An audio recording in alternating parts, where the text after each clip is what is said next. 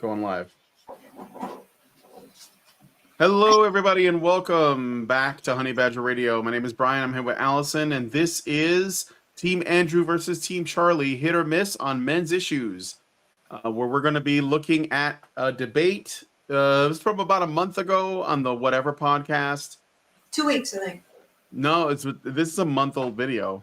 Oh, okay. Oh, so we got to it really late. Yeah, a bit. Yeah.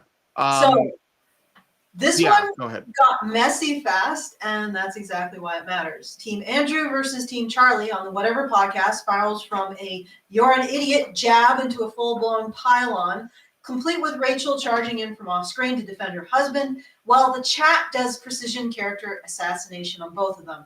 Although I would say that they were much more precise with Charlie.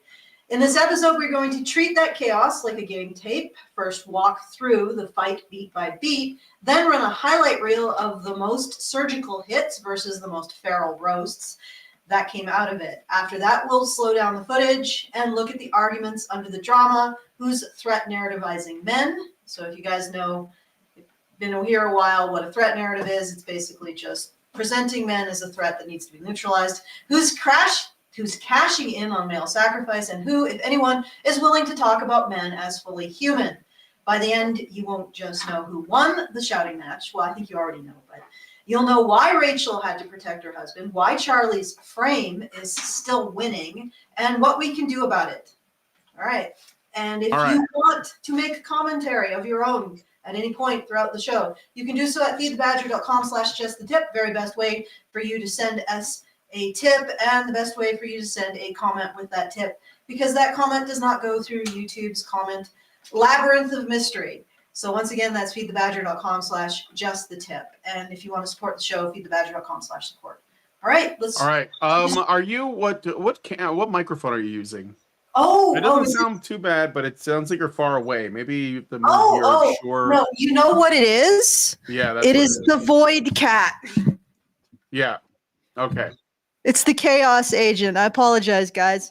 Hopefully that intro wasn't too bad.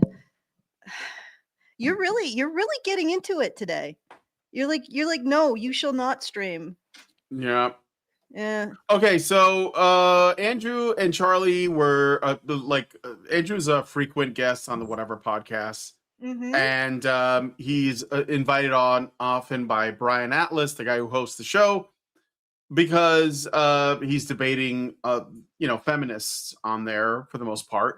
They say that he just debates 304s, but that's not really true. I mean, a lot of and basically everyone who goes on there, whether they are a 304 or not, is basically going on there with the feminist worldview, and he's basically just debating them on that.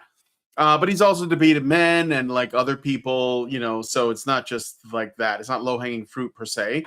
And Charlie is defending feminism. So they're basically just defending. It's a debate on feminism that gets a bit heated later on. And this one had a clip that went viral. So we're going to be looking at the actual topics that were discussed. We're going to start with, I guess, war, right? Is that the first one? Or what do you want to jump into? Sorry, Allison? Void Cat wrangling. I apologize. No, let's just go for the one that you said. Let's go into the fight. Let's talk about the fight, the meta fight. Yeah, what everybody wants to talk about, the viral part of it. Okay. I had to do something to appease the Void Cat. I had to throw a can of tuna into the volcano.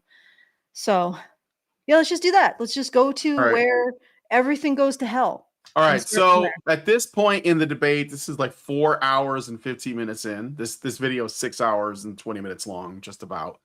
So you can imagine if you've been sitting there debating with a brick wall for 4 hours, you're going to get frustrated. Oh yeah. And we have special chat activities. It looks like no, we don't. Some of the special people have found their way to the main chat though. Yeah. Oh, there's really? new people there. Yeah. Okay. Hello, special people in the main chat. Mm-hmm. Okay. So anyway, so at this point, Andrew's trying to explain his worldview to Charly. This is the woman here. Her name is Charly. It is a woman, not a trans man, not a trans woman. Just a lesbian feminist woman that dresses like a Mr. Rogers character for some reason. And yeah, so he's trying to explain her worldview, and nothing's getting through. So Fucking dyke. Don't talk shit about my wife. oh, I gotta go back a little bit before that. Yeah. Yeah. You just dumped us right at the deep end there. Fucking dyke. Yeah, it's just like the way the time codes are. I'll go here. Can I just point this out? Right? When you're talking about Donald Trump, he has the same exact powers that the president Joe Biden had before him. The same ones. He doesn't have a single additional power. Not a single one. What about the bullshit that the Supreme Court ruled that he cannot be held responsible for specific illegal acts that he committed? Yeah. Well, look, this was early understanding of case law with the president is that. So sorry, it's just the way that the Fucking dyke. yeah, it just jumps ahead to like because of the time codes. Yeah, I know. It's really freaking it's really janky. Yeah. Okay, let's just right.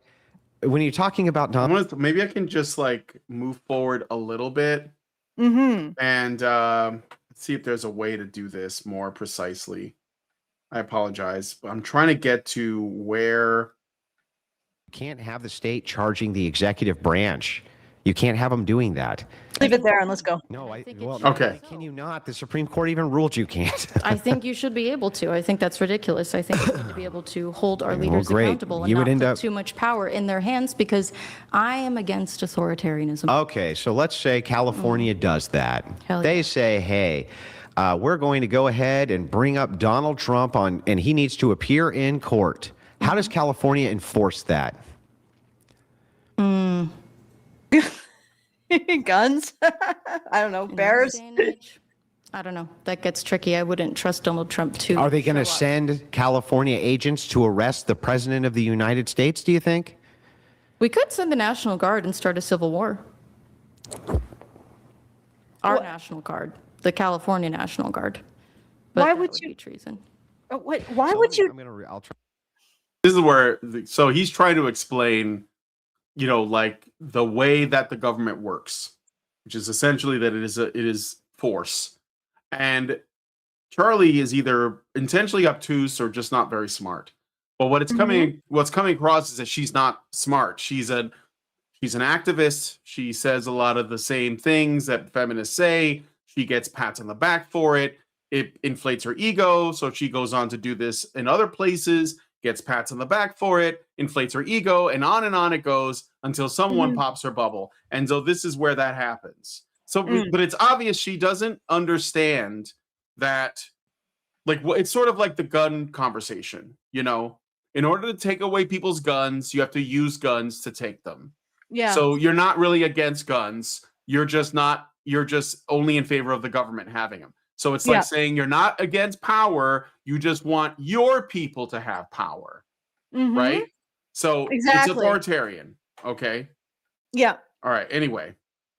Try to rephrase this. I'm going to reframe. And I'm just going to be totally honest with you. I will never be able to convince you of my worldview. You won't. I know. But the reason is not because I'm not a great orator or I don't make good points or I haven't said things which should be compelling to a person. But Charly, I just think honestly you're too fucking stupid to understand them. So Andrew, can I Okay, can I just point something out? What would she have said to someone who said we should just start a civil war with Biden? I'm pretty sure that happened, or not even close, but something like it was framed as something like just it was a January event that happened. And what did they call insurrection? Right, lady, what you're saying is insurrection. Right, but it's okay because your political tribe is doing it, is it? If you're saying let's start a civil war, let's overthrow the government with troops. That's insurrection. That's exactly what this side of the argument was pointing fingers at for January 6th, when that really wasn't what happened on January 6th, at least from the footage I've seen. It's it's being reframed as something else. And she would say that as insurrection if Republicans had said that during Joe Biden's term. Now, this is this is complete moral myopia, complete moral tribalism. And he's right, although she's not looking at it from his frame. He's like, in order to have an advanced democracy, we have to uphold certain principles of rule of law. And she's like, smash, Ogra smash. No, Ogra was a cool character from Dark Crystal. Agra was. Auget smash. Auget smash other tribe. That's basically where she's operating. And of course she can't logically explain it because it's a feeling. She just wants to get rid of the orange man. She just wants to get rid of the tribe of the orange man. And also feel intellectually superior to that tribe for some reason. So operate on the most base level, zero political nuance, destroy other tribe, and yet still feel like an enlightened intellectual while you do so. It's interesting to watch. So yeah, I understand why he said that. It must be very frustrating. It was like me and Rose Wrist. Remember that? Mm-hmm. And it just came down to be part of my tribe, be tribe or not, not exist. And I'm like, I don't want to be part of your tribe. Well, be tribe, I'm like, and that was it.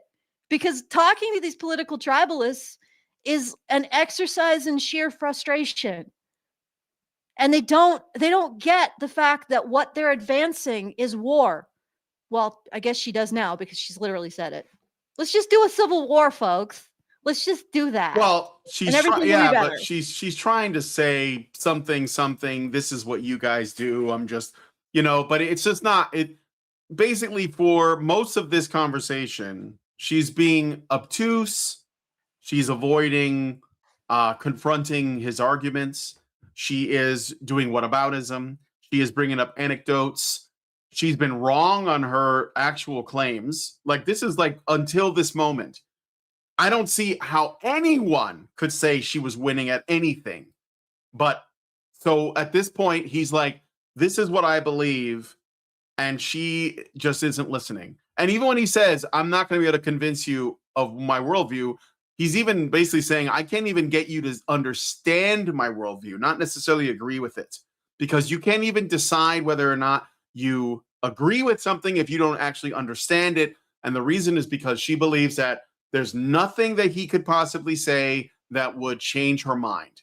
And this is, remember, this is a conversation about feminism. So by default, she's entering the conversation saying, I am the feminist.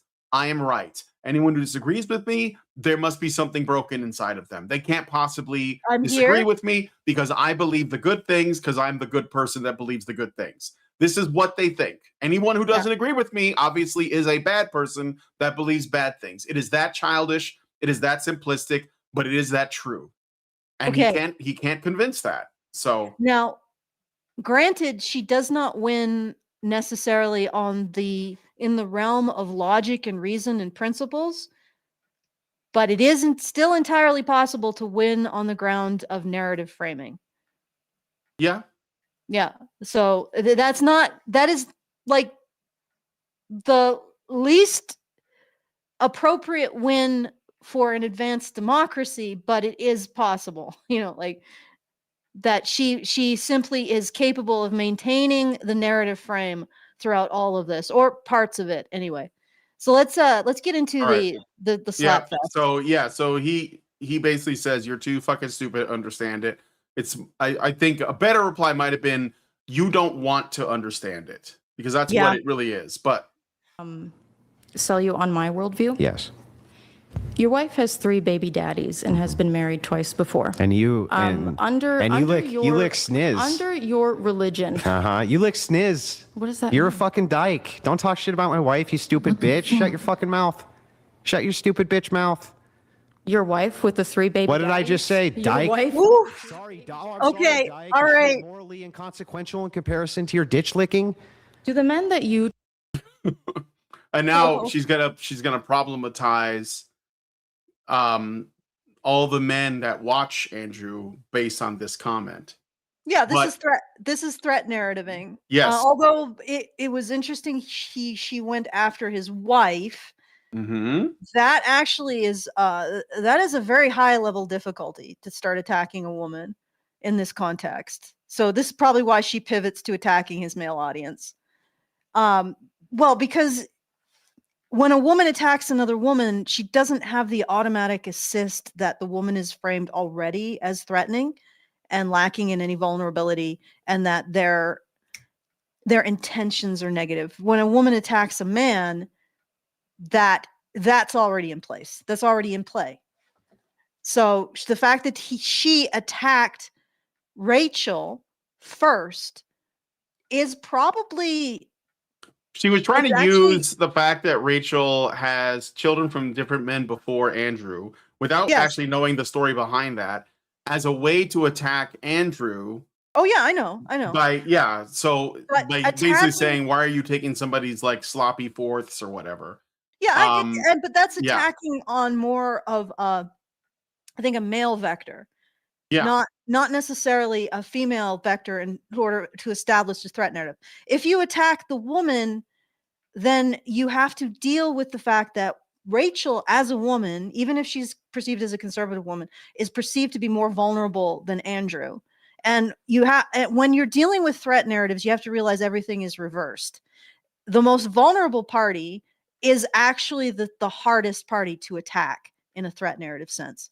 So she just took a jab at what is in effect Andrew Wilson's, where we perceive his vulnerability to be, which is his wife. And he perceives it too, I no doubt. So she's actually hit him where he's strongest, which is, that was a mistake on her part. She should have gone directly to the incel. Your audience is a bunch of incels. Maybe she could get away with something and you're a cuck kind of thing. But the way that she framed it, she actually gave him a huge in, or at least she gave Rachel a big in, which is interesting. But now she's pivoting to safer territory, which is attacking men, specifically the men of his audience. So that's what I'm saying. Right. So she made a mistake going after Rachel first. She ended up throwing a punch where his defense is strong. And now she's trying to quickly reestablish some kind of dominance by now going after where he's weaker, which is, oh my God, you have an all male, all incel audience. That means that you are potentially a vector of evil into society. And so she's pivoting to something. So you see how she doesn't even seem to blink with the whole him throwing slurs at her, right? And insulting her sexual proclivities.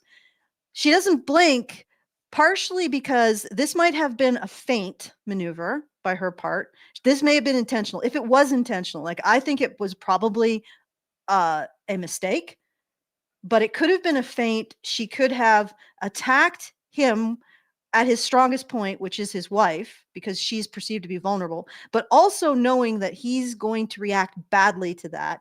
And then he's going to go on the big, bad, angry, pissed off man. And then she frames him as a threat. Of course, I'm not sure if Andrew really cares about that, but other people might. So she may have done this as a feint to get him to start acting in a very aggressive manner, which then frames him as a threat, which wins the threat narrative. Like she wins. So that may have been part of her rationale, which is why you'll notice the insult doesn't land. Like she does not give a crap about him saying that she licks ditches or anything. She doesn't even pause in her threat narrativing. She just is pivoting to another thing. So if I'm right, well, actually I got two interpretations. One, she made a mistake by attacking Rachel. One, it wasn't a mistake. It was an intentional feint. She attacked Rachel to get him to get into his big, bad, pissed off man and then frame him as a threat. And then she's pivoting to framing his audience as a threat for the win. So let's see what happens. Okay. Try to do the women that you try show to your hatred against the women that you try to them that they shouldn't, Charly, did I bring women? Do they know Charly, that did I bring your family? 5 years older? Did I bring any of your family into anything? Stupid. Did I say anything about yeah, that's family being stupid, Charly? It's because I'm okay. That's good. That's good. Actually, that's really good. Like what he's doing there is he's holding her to the line. Did I attack you? Did I attack you? And she's like, yo, you called me stupid. He did attack her, but he did not attack people that she is close to. She attacked people who are close to him. So that's the difference. He's emphasizing her threat, essentially. Yeah. and her bad intent. And the bad intent in terms of bringing into the argument people who aren't even involved in it. So basically he's saying you are engaging in killing, you're engaging in targeting bystanders. And she is rather ineffectively countering that by refocusing on, well, you're the threat because you insulted me. And that justifies me targeting bystanders. Right? That's where that's going. Now this is hitting. You notice this? Notice her face now. Before, her face was almost completely neutral, if not smug to condescending. Now this is hitting because she knows that he is threatening her threat narrative. He is actually at this point actually engaging with her on the level of where the conflict actually is. And she is waking up to that. So let's see where it goes. No, it's because you're embarrassed, and you know that the traditional values that you try to sell people are bullshit because you are not a traditional man. Okay, here, let's stop here. You are embarrassed. So what is she attacking here? She's attacking his sense of use as a man. Right? And now in the threat narrative, you can also attack men based on their threat, and you can also attack men based on whether or not they're useful. And that's where she's going right now. You're embarrassed. You're vulnerable. You should feel ashamed as a man because you're vulnerable. You should feel ashamed as a man because you don't recognize that your strength should be in service of my weakness, and blah, blah, blah, on and on it goes. All right. So that's a pretty good counter by her. Let's see how he responds. Let's go through it, Chuck. Tell me what I'm doing which is immoral. What you're doing which is immoral? Yeah.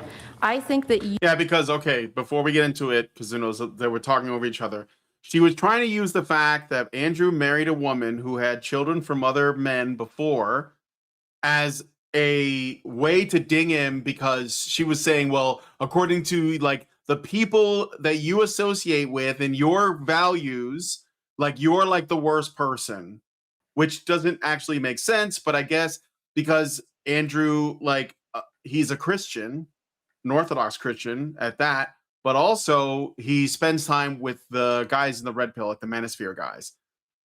He doesn't agree with them on, because he was on like Pearl's thing with Paul Elam, I think, at one point as well.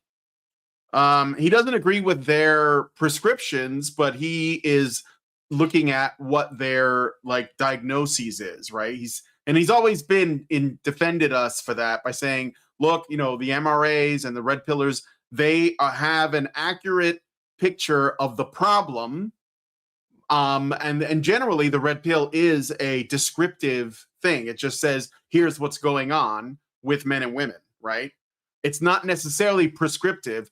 The prescriptions come in different forms, either MGTOW, men's rights, or pickup artist stuff, red pill stuff. And he's basically like got a different idea of a prescription, which is his Orthodox Christianity and essentially patriarchy. But that is only if you ask for it. So what she's trying to do is paint him as a hypocrite or discredit him in the eyes of his manosphere peers by saying, look at you married a woman with, like that had babies from other men in the past.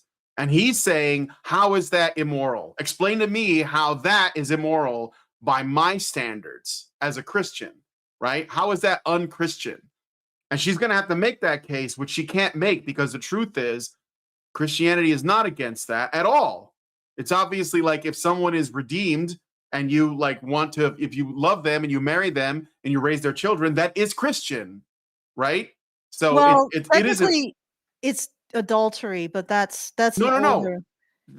She didn't cheat with anybody. She No, adultery is marry in strict Christian, like just basic historical Christian sexual norms. You get one wife, one husband, and anything after that is adultery. Now, there's a lot of different interpretations because that's pretty damn strict, especially with Protestantism. But again, I'm just saying, like, this is what her tactic is. So, but it's certainly not immoral in her landscape. That's true, but we're gonna get to that. So anyway, Albert Nada Retro gave us $5 Canadian. Says, whatever podcasts are a bunch of hypocritical a-holes. All right, thank you for your input. Hypothetical a-holes. Yeah, I think you meant to say hypocritical. But anyway, let's keep going. You have been complicit in convincing young men that... No. My family dynamic. What am I doing? Being married to my wife. It's immoral. Then why? So then. Under my So all you did. That's perfectly So wait, acceptable. Chuck. All you're doing is saying. So Chuck, shouldn't you actually be saying that, Andrew? You're doing a good thing. Hang on, Charlie. I just want to make sure I got this right. Am I doing a good thing? Am I doing a good thing? Do you think your wife is a charity case? By taking care? Oh man, did you see that? Do you see how she's constantly pivoting back to threat narrativing? Like you are a threat to your wife because you pity her.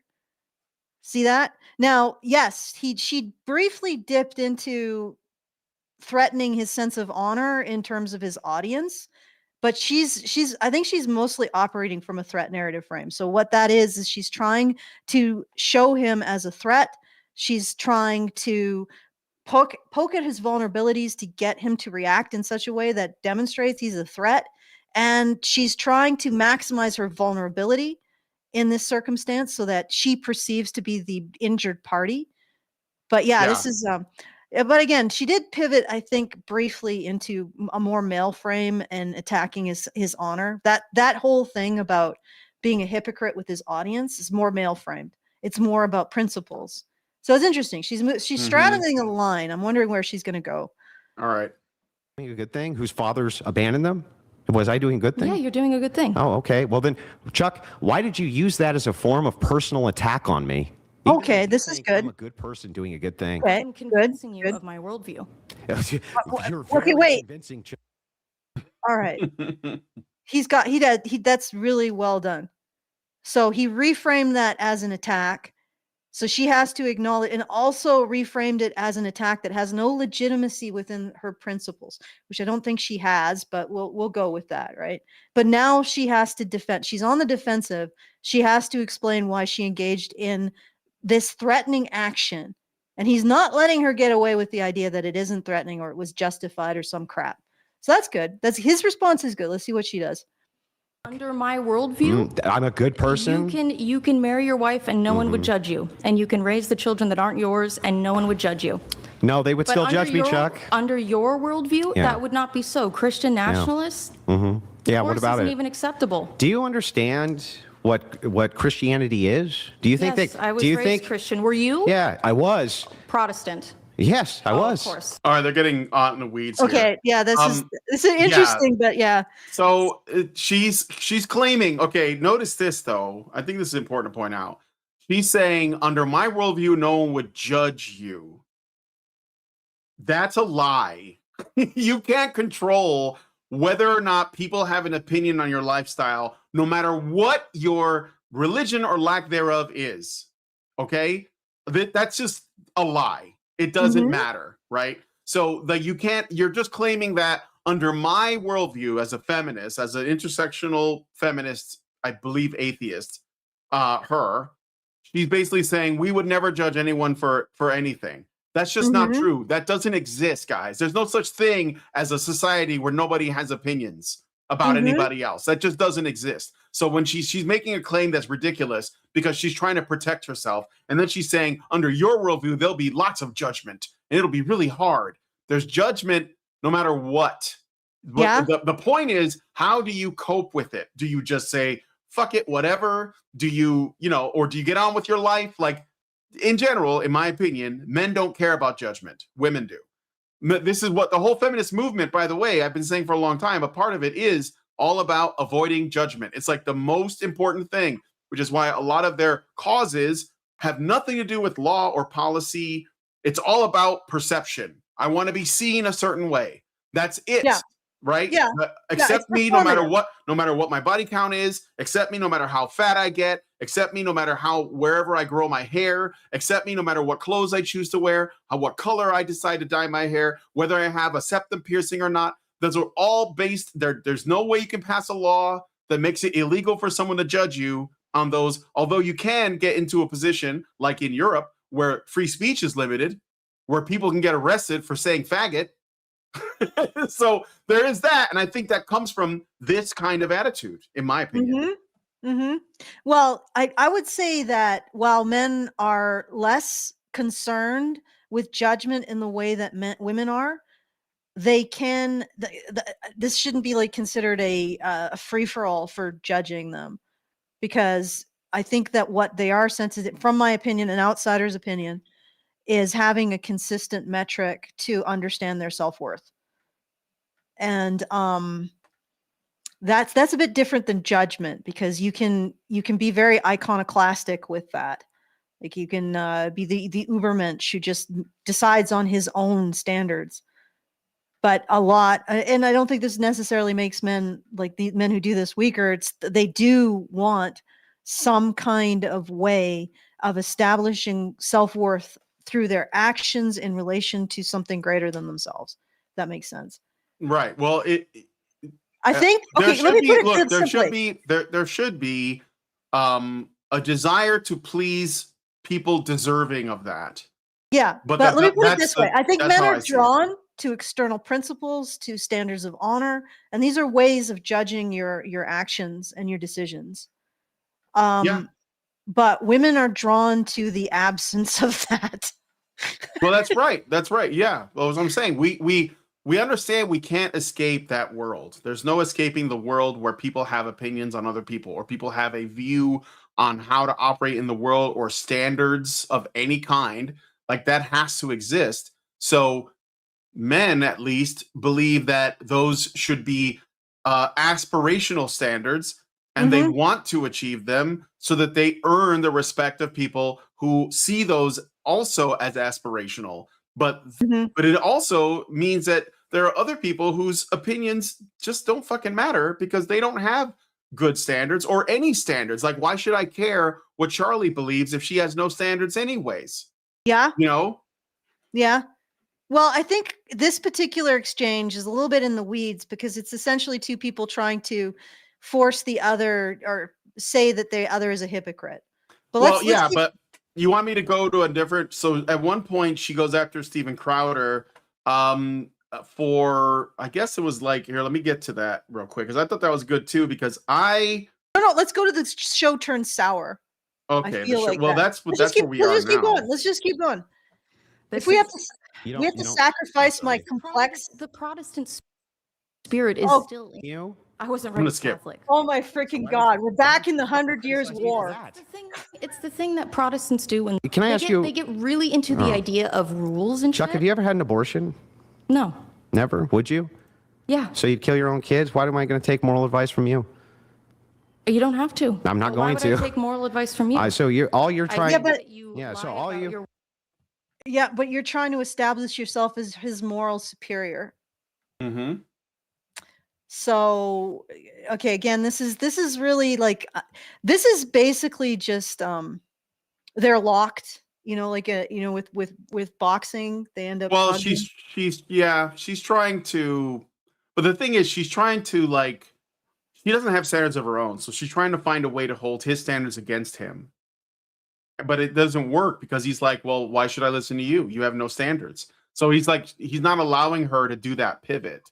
Yeah, no, like, he's according not, to your belief system, which again involves her having telepathy, because she never understood his belief system, because for most of the show he was trying to explain his position, and she was just, calling him a colonizer, racist, sexist, or whatever. Yeah, which is trying to establish moral dominance over him. But now he's well, okay. Let's continue, because that's basically what's happening now. Worldview. Okay, which part am I lying about? I think that you pretend to be a traditional Christian man, but what I see never said once that I'm a traditionalist. I see you doing as someone who claims to be a Christian is spreading hate. Okay. I think that you. All right, Chuck, fine. See, you got me. You got me. I'm a stepfather, Chuck. What did I do wrong? Oh, he's not even letting her pivot. No, this is good. He's keeping the line. He's keeping the line. He's saying another thing too that's worth pointing out here is that when Andrew debates women, feminist women, he treats them like men. That's why he comes across as an asshole, because he's talking to them the way he would talk to men. And when he debates men, he talks to them the exact same way. So if you think Andrew's an asshole here, then maybe you need to think about what you would say if he was doing this with a man. Because I think this is the appropriate way to talk to feminist women. if you're going to debate them and they want to pretend to be men, then argue with them like they're men. And then watch what happens. They become women. Like really feminine women. But anyway. Being a stepfather and a good father to kids who needed one, Chuck. Can you tell me? That's not what I was referring to. No, it was what you were referring because to. Being a stepfather you were trying is to. Yeah, he's trying to pivot away. Nationalist. Yeah. You see what I mean? Like, that was actually a mistake. And he's making sure that it remains a mistake that she attacked his family. Yep. That's good. That's a good way for a man to deal with the threat narrative. Because I'm pretty sure either she did not realize what she's doing, because she seems to be operating a little bit in between a masculine honor frame, and not honor like holding herself to it, but holding him to it, and a threat narrative frame. So maybe she just made a mistake, or she thought it would be a great feint. She'd get the angry, and then she'd pivot into his audience, him spreading hate, and then she'd get the win. But he's keeping her where she's weak. He's like nailed her to where she's weak, which is her choice to attack bystanders, to attack his family. So that's good. That's good. Let's see if he maintains it, because this could be a winning strategy. Chuck, what am I saying? What am I doing? What am I doing except taking care of people? What you're doing is you are espousing to be a good Christian man, but what you do with your life is you don't help others. You sit around smoking cigarettes. I thought I did. I thought you just commended me for helping others. Didn't I help children who weren't even mine, Chuck? That's not what you do with your life. Yes, it was what I did with my whole young life, my entire youth. Your job is debating women who aren't formal debaters and literally mocking young women in Chuck, sex work. do I only That's debate? what you do. Do I only debate women, or do I debate the best debaters in the world? You sometimes do. Yeah, so shut up. Okay, wait. No, he tried to. No, this was an attempt to frame, because again, this is what a lot of people do with Andrew, is they say, well, you only debate like women who can't defend themselves. It's essentially threat narrativing him around how he talks to women on the whatever podcast, but he does not. And I said this earlier because they always bring this up. He does not only debate against 304s. In fact, more and more frequently, he debates people like Dave Smith. He debates like people who do a lot of debating all the time. And he, generally does well. He's been on Modern Day Debate many times. He's hosting his own debate con thing like next week or next year. I'm sorry. So that's just not true. But it's, if you frame it as though he's a bully, then that's how you win. So that's what he's doing. All right. What have you done? What have walk you off. done? I have a master's. Yeah, you haven't done shit. You don't have a family. You've never taken care of another human being besides yourself. And on top of that, let's just point this out. You have not debated with those people because they think you're too fucking stupid to do so. Well, yeah, I'm not someone that does debate formally. No, it's not because of your debate skills, Chuck. It's because of your IQ skills. I do it for fucking fun. Well, the only thing that you could come up with this entire time after this nice, pleasant debate, it's true. I did say I think you're too stupid to understand my point. Yeah, that's rude. So don't be rude to me, and I'll be fucking rude to you. I would never have attempted to attack one of your family members. You could do it. Yeah, he's keeping it to that. Yeah, that's good. I wouldn't be able to because she really made a mistake. So I was correct, because I haven't actually watched this yet. I was correct when I identified that as a mistake, and he's drilling that down. Like she really screwed up. She let him get an opening, and he is drilling down on that opening. Good instincts. This has nothing to do with logic, reason, accountability, honor. This is simply threat narrative combat. But the problem is that while men can hold their own, they can't win a threat narrative against a woman.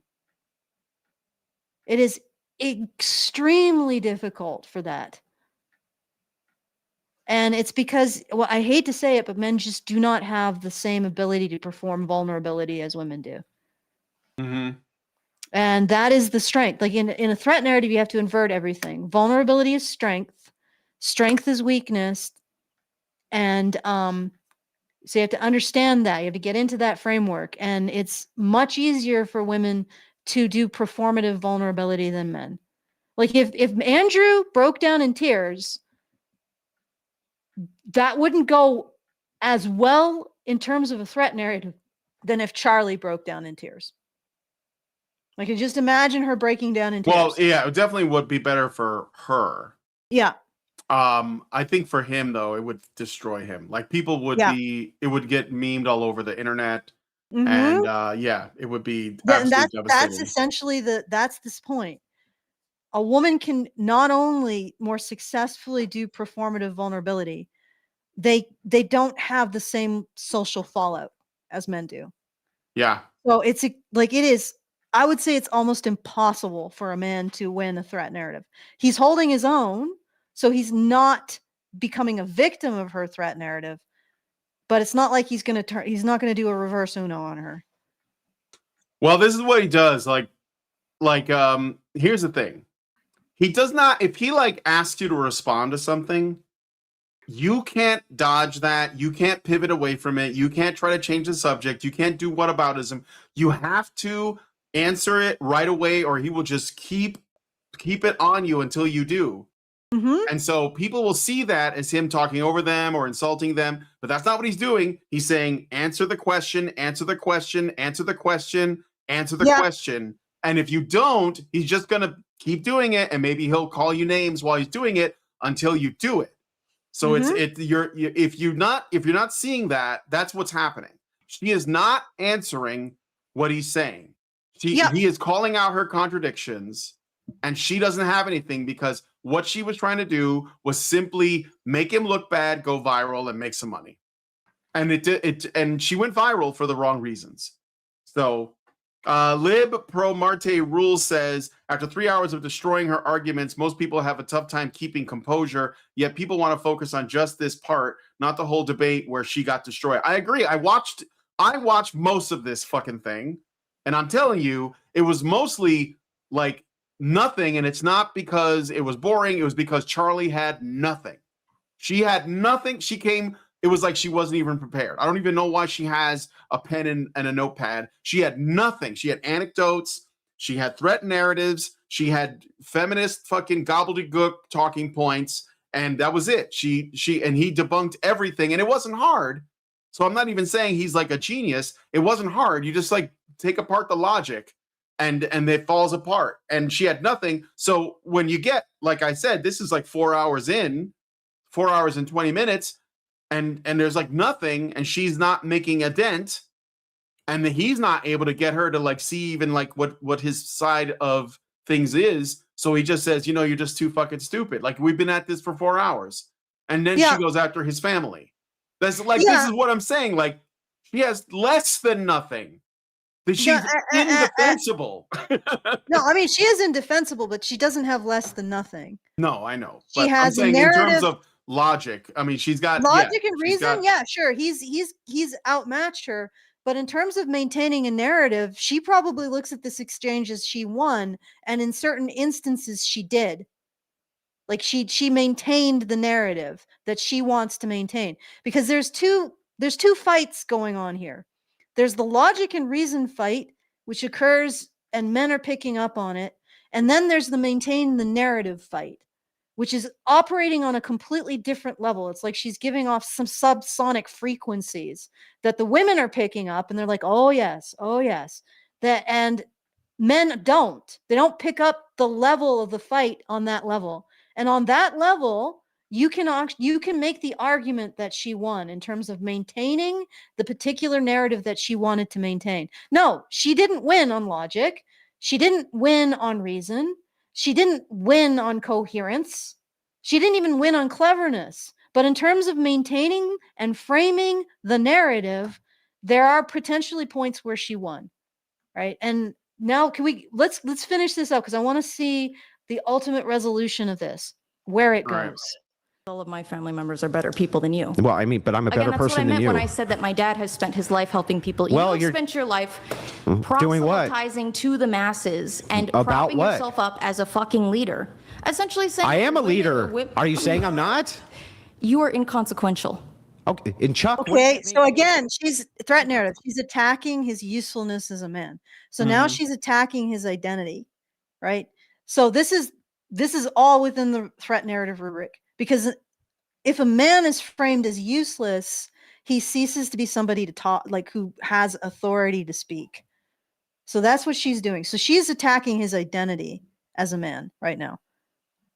And he's going to defend himself, but unfortunately, women's opinion on men's identities tend to hold a stronger narrative weight or a stronger social weight, which is why this is going to put him on the back foot. Let's see what, and again, my prediction is that he's going to pivot to defending his identity away from keeping her in the frame of recognizing that she was engaging in something very, very threatening by going after his family. So if he keeps her answering to the fact that she attacked his family, that is keeping her in the position of being seen as a threat, lowering her vulnerability, increasing her bad intent. But if she gets him to pivot to defending his identity, he moves into a weaker position, right? So you see, the position of framing her as a threat and framing her as having bad intent is actually keeping her on her back foot. Getting him to pivot to, I'm actually a useful man, is basically saying, I am addressing your opinion of my manhood as if it's legitimate, but also it's abandoning this stronger position that's attacking where she's weak. Do you understand that? Mm-hmm. Okay, Yeah. let's hear it. All right. Let's see what happens. Okay. But I'm not ashamed of it. And I'm not ashamed of it either. I don't aspire to be consequential. Chuck, You aspire. Chuck, I didn't want any. You have all these rules that you Go ahead. supposedly We'll wait till you follow. gas But out. at the end of the day, what you want to do is you want to be the leader. You want to be in charge. You do not have humility. Oh. Okay, useless man. That's all she's saying. You're a useless man. I'm attacking your identity. Okay, where does he go with it? Where does he go? He hates people like you. They hate the ortho. Then why don't they? Okay, stop. Why is it that they won't? Okay. Go back to pinning her on her threatening attack of your family and her bad intent in doing so. But I think we're now in the weeds of him defending his identity, or at least trying to deflect her attempt to attack his identity as a man. Okay. Church hates people like you. They hate the ortho. Oh, okay. So now, not only is she attacked him as useless, she is now pivoting to trying to morally dominate him again. Yeah. Because she has successfully moved him out of the frame of pointing to her as having bad intent and aggression by targeting his family. Right. So now this is actually slipping in the wrong direction. Okay, let's keep going. So much. Why do instead I get clergy members who send me, I mean, I've got hundreds of DMs I can show you from clergy. Why are you proving anything to her? Coming into their churches, Chuck. No, he's asking her. He's not validating. He's saying if it's true. No, but that's the thing. It's still saying I have to answer to she thinks I'm useless. Right? And this is where men are a lot more vulnerable. Like he wants to answer to that because that strikes right at the heart of the male identity. You want to be useful. This woman is saying you're useless. Now I have to prove to her that I'm not useless by, X, Y, and Z. Pivot back to, why did you attack my family? Okay. Why are you doing this? What does this have to do with our argument? But why are you engaging in this kind of aggression towards people who are completely innocent? That keeps it back in the threat narrative frame, targeting her, as opposed to this, which is now, I think you're a useless man. Well, I'm going to tell you why I'm not. Well, of course you're not. And you don't have to tell her, because she's there trying to get your attention and trying to argue with you. By definition, that puts you in the category useful. Like, you don't even anyway, let's keep going. But wait a minute. Is there a difference between saying, well, let me show you why I'm not, and saying, if it's true, then why do I have all of this There's over no here? functional difference. There's no functional difference. So No. if I got accused of shoplifting, No, and or Well, That's okay. different because you're talking about, okay, why do I have to prove that I am useful? But he's not proving anything. He's saying, like, what if it's true that I'm, like, the enemy of the church, why haven't I been excommunicated? Because she's making a claim and he's saying this isn't true, because if it was true, here's what would happen. And he's saying, Okay. why hasn't this happened if this is true? I The don't think the that's the same ultimately as proof as the proof demonstrating, it's more Yeah, like okay, this is a just fine point, but the mm, ultimate proof in the pudding will be if he finishes off this line of inquiry and moves back into a strong position. Because it's not just that, okay, this is this defending your identity? He's acknowledging this as a vector of attack at all by responding to it. yeah. All right. So the question is, does he stay in this But weaker it's a position where he's yeah. responding to her allegations about his usefulness as a man, or does he get out of there and move back into the stronger position of you are a threat, you are targeting innocence, which is the threat narrative position, which is what she's actually fighting over. She doesn't actually care if he's useless or useful. He doesn't care about his identity. She wants him to stop saying that she's a threat, because that's where she's seeing that she's losing. Right. So if he stays on this line, she has successfully gotten him into a digression away from that. So she's gotten him out of a position of strength into a position of relative weakness. I know, like, guys don't see this as easily, but it's there. Okay, let's keep going. All right. I mean, I've debated with those, what are the catechumens? What did you say? I've debated with them, and they are You've debated not with the brightest catechumens? or the best. The men that you've convinced to convert to Orthodox Christianity, Yeah, you've largely debated with idiots. them? Chuck, you're calling someone else an idiot? Yes. Okay. And they were your idiots that bought your course, and I stopped them. And even people who were saying, like, I Chuck, disagree with you, but you stopped them. So your course is also What were bought. their names, Chuck? Who were they? I could describe them to you. Describe them.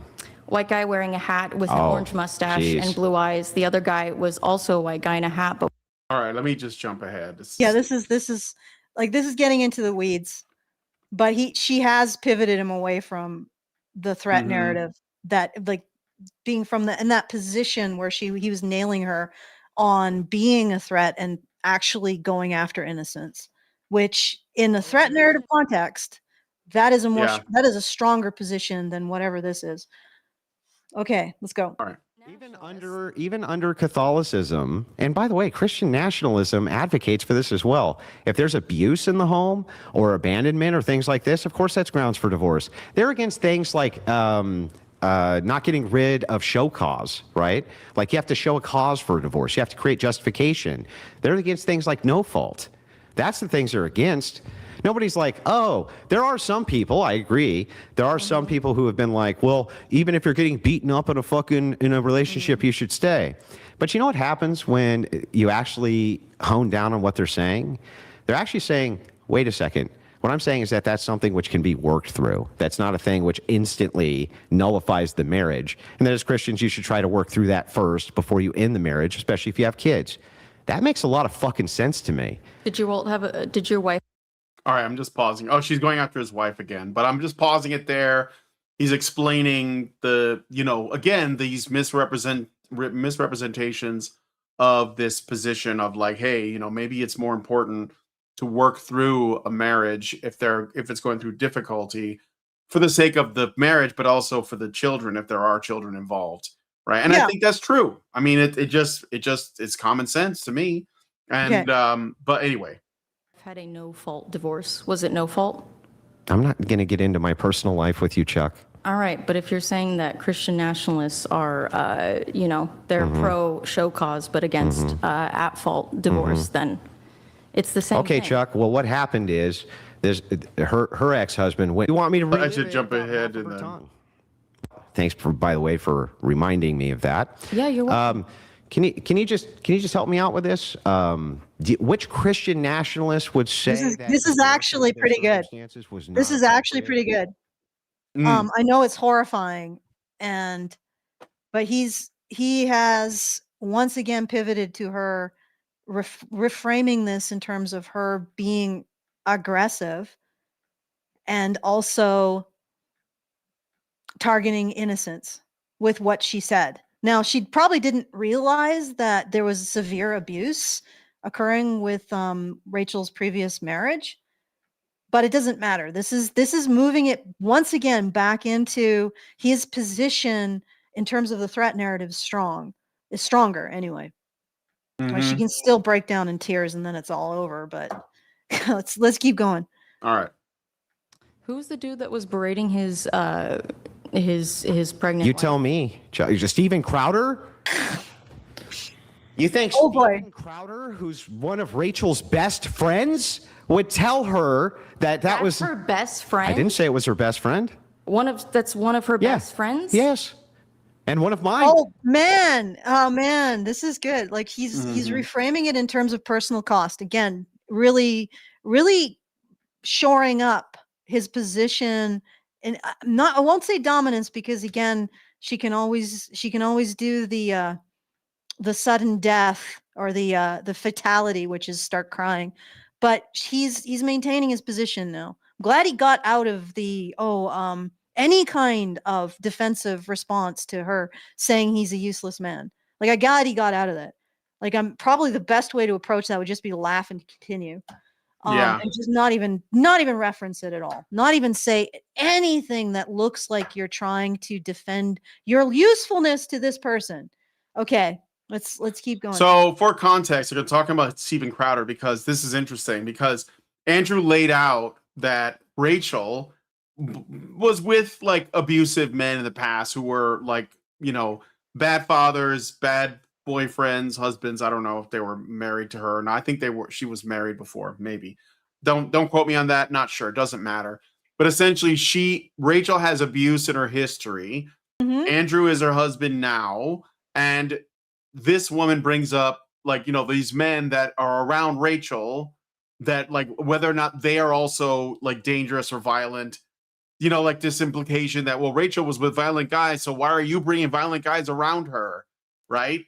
And he's like, they're not. Right. And so she mentioned Steven Crowder because if you guys remember, there was this viral video clip from a Ring camera that Steven Crowder's wife, Hillary Crowder, put out on the internet of them having an argument. Nothing happened. They just had like, strong words for each other. I've had arguments like this with Lindsay.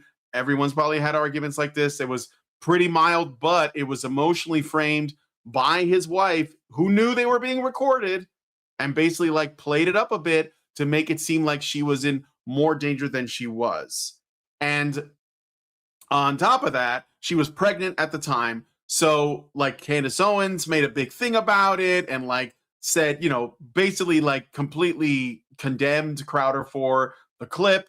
And all of these other women online were like all on board. Apparently, according to Andrew and Pearl, who infiltrated it, Hillary Crowder is in like a secret like X space, like a friend group there. It's like a whisper network of like her and like a bunch of other women like Lauren Southern and Chrissy Mayer and stuff.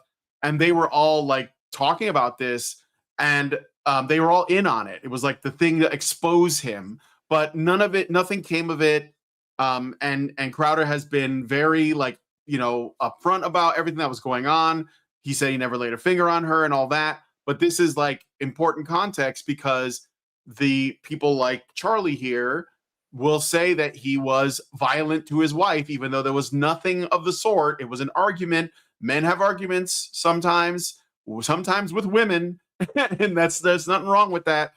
But this is what she's trying to do, and Andrew's going to defend Steven, which I think is right. So, anyway. Well, I'll give my interpretation here. She's trying to claim Rachel's vulnerability and claim ownership of it. Now that she's made the mistake of bringing all of this up, and she's made a mistake by starting and attacking Rachel, because that's actually in a threat narrative context where Andrew is stronger. Like if you attack a man's wife, you are going to be seen as much more of a threat than if you attack a man. And now he's done this thing where he said, well, you're bringing up things that are hurtful to my wife. And now she's trying to reclaim ownership over Rachel's vulnerability and by extension, all women's vulnerability by framing him as a threat to his wife because he's not safeguarding her safety with other men. Do you see how that works? Mm-hmm. Yeah. So she's now trying to position herself as the advocate for Rachel's vulnerability. And that is it's a pretty, in the context of threat narrative, it's a pretty smart tactic. She looks very lazy, but she's cunning. All right. Jesus Christ. I mean, that's what I mean, man, is you espouse No, man. What I mean, man, is you just said that Steven Crowder. It is pro-woman Steven abuse. Crowder. It is pro-woman You're saying that abuser. Steven Crowder. You were telling your wife's like you are talking about she's really working it. She's working it. She's working it. He's dropped his guard. She's starting to push, like he's hitting some ribs there. And she is selling it. Notice she's pivoted to selling. Yeah. She's selling. I protect your wife better than you because I'm a feminist, lesbian, possible separatist. I don't know. But, I'm the one who sees your wife's vulnerabilities and you didn't even see this. You let her be close to another man who is aggressive or a potential threat. And now she's going with it. She's taken a victory lap. Let's see what happens. Steven Crowder. Steven Crowder didn't lay a finger on his wife. You are hanging out with the people. Oh my God, grinning. Look at that. Never laid a finger on his wife. Okay, here's the problem. As far as we fucking know. No, as far as she claimed publicly, you fucking idiot. You don't even know anything about the case. Okay. You stupid broad. Yeah, and unfortunately, that feels very like a cathartic. But this is how like psychos get us. They'll accuse somebody of something, and then when you address the accusation defensively, people think you're guilty. So there's going to be a group of people who thinks that something nefarious is happening with Rachel and her husband and Steven Crowder, which is ridiculous, but that's how they get you. And that's why she's grinning and laughing as a result of this. Because in that context, she scored. And going after her again, her stupidity and reframing her as vulnerable and weak only adds to her threat narrative framing. She is stupid. Let's be frank. I'm not defending her on that level. And I'm not even defending her. I'm explaining what she's doing and how she's doing it. So at this point, let's see how she responds to this. All right. Statistically speaking, though, as a lesbian, she's the most violent person in that room.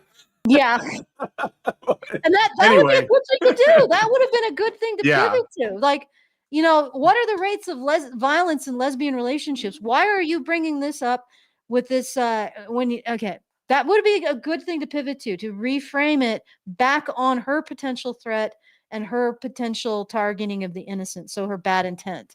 That's not what happened. That he's sort of in a defensive space now. Let's see what happens.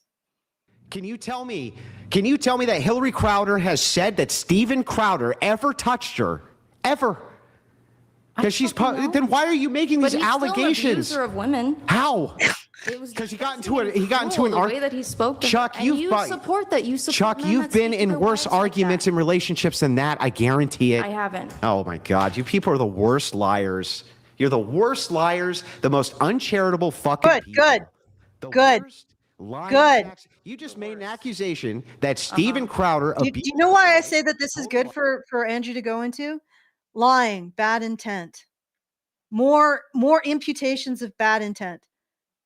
That is actually moving it back into the threat narrative frame. Or you want to get it out entirely, but you can't because she's a woman, right? She'll always have that ace up her sleeve of so mean. That's like, it's like so aggravating. To her credit, she hasn't gone there yet. No, she hasn't. And as far as I know, she never does. to her credit, but it just, it could just be, she just doesn't have the like instinct. I don't know, but let's keep going. Said that he beat her up, total fucking lies. Said that he would hate Rachel Wilson, who's one of his best friends, right? You're a fucking idiot. You don't know what you're talking about. Bullshit this whole night, and you literally don't know what you're talking about. Okay, I like this because they're both sort of exiting the threat narrative frame, and now they're just slinging shit, which is always fun. Yeah, it's not very productive though. No, it's not, but I mean, he's sticking up for Crowder, and that's good to see. Yeah, it's good to see. I think that Crowder was treated unfairly, and as somebody who cares about false allegations, and I know how women weaponize that shit in family courts, especially because Hillary and Stephen got divorced, like, shortly after that happened, or that came out. I mean, like, I think it's absolute bullshit to go along with this lie, because it is a lie. Even Hillary Crowder didn't make this claim. So like this video went out, and then like a bunch of women saw it and speculated on it, and then that became the story, the speculation. Mm-hmm. Yeah, and that's the power that women have. And white knight men too, by the way, but mostly women. That's the power women have to spin a threat narrative, and because not responding to a threat narrative is so dangerous. Like, if men don't respond to saving women, women might die. Mm-hmm. And they're pretty freaking vulnerable to the natural world. So there's some serious inborn instinct there. Okay. All right. Literally, Chuck, just stop. You're an embarrassment, Chuck. And evidence, you would be like, no, it's not. I watched your debates. Well, Chuck, I'm surprised you didn't learn from any of them. Because, good Lord, it was a terrible showing for you the whole night, and you really ended it with a flourish, let me tell you. I didn't come here to win. Yeah, well, I'm glad, because that wasn't going to happen. Not with your fucking audience. This audience, it's all fucking incels. She's a victim of the audience. Yes. Well, the audience is all a bunch of ditch-licking whores. What do you want me to say? I like them better than you. Yeah, you should. I do. Okay. It got personal. Well, if you want an analysis, again, she is making herself out to be a victim of his audience. So in a threat narrative sense, she believes she won. Because she is the bigger victim. And he is, again, moralizing, but from a position that she doesn't recognize. Moralizing is the wrong word. He's saying that she's insulting. He's insulting her in a way that doesn't reduce her vulnerability. So she's the queen of the vulnerability hill at this point. But really, that, like I said, women generally occupy that space just by rote. So who knows what she's really winning. Anyway, let's keep going. Well, we can get, because I don't know if there's more of that, but I can get to the part where Rachel calls in, or we can. Let's get to the part too. Yeah, where Rachel calls you want to go in. a little before what's the rest of this argument over? There's like more where Andrew defends his worldview, and then there's Andrew a hypocrite. Return to Crowder. There's like more on Stephen Crowder, but is at any point is she defending what she chose to do? She attacked his family. Yeah. And she attacked a bystander, an innocent bystander, and Rachel wasn't involved in this. And she did it in a way that actually was potentially harmful, right? Because she's trying to impugn this kind of moral failure. And then he comes back with, well, actually, she was severely abused by her ex-partners, or one of the ex-partners, and she sort of steps in it there. But it's like Andrew has to answer for the hypocrisy of his worldview. Andrew has to answer for whatever this, that, and the other thing. And she doesn't have to answer for, being mean to bystanders, like people who aren't even involved in this. Like, that's interesting to me, that it's always framed in terms of his worth, not hers. Okay, let's go to Rachel calls in, because maybe that this all turns, the tide. Well, turns. I think Rachel on some level knows that. Yeah. Well, this is like how you turn the tables. Yes. The tables. How the turntables turn. Rachel? Can you hear me? Yes. I don't know why Discord wasn't working, so we're just going to do it via the phone. Do you want to say anything? Okay. Yeah. Am I coming through okay? Yes. Okay, good. Well, I guess I'm just going to ask her the same question kind of that Andrew asked her, which is, I mean, she said all this stuff about me that she got completely wrong, but what is it that you think Andrew or I are doing that is wrong or hypocritical? She's pulling it back into where she was weak.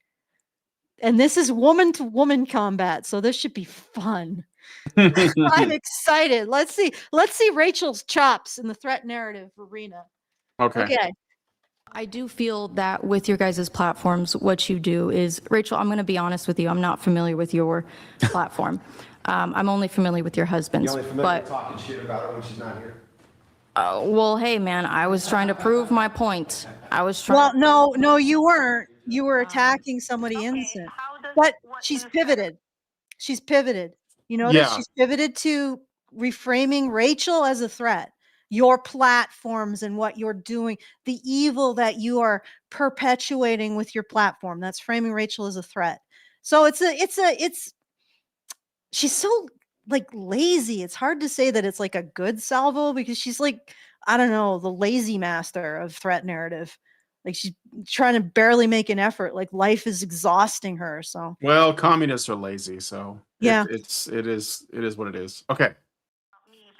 Like, again, did somebody tell you that Andrew like hates on single moms and like shits on them, and so you thought that because he's married to me and I had kids before I married him that like he's a bad Christian? Like, I don't understand where. Yeah, it's a little defensive. What did he do wrong, and what did I do wrong?